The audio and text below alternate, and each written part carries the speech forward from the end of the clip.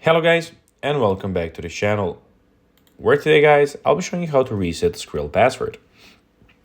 So guys, the first thing that you of course need to do is go to the Google Play Store or the App Store and download the Skrill application. After that, you just need to go and log into your profile or register to Skrill if you haven't already done that, of course. But now guys, let's see what we actually have in front of us here. So as you can see in the top side of the screen, we have the Add, Transfer, and Exchange.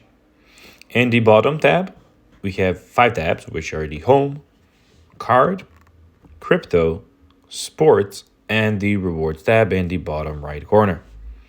But now guys, let's see how you can actually go and reset Skrill Password.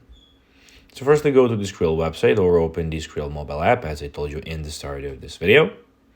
And then click on Forgot Your Password. You'll be asked to confirm your registered email address. Just make sure to enter your primary email address. An automated email will be sent on your email address with a link to reset your password. Open the email and click on the link. This link is valid for 24 hours, so make sure to check out your inbox promptly. Follow the link to enter your new password. Make sure to choose a strong password that you can remember. And if you encounter any issues or can't access your email, you can contact Skrill customer support for further assistance.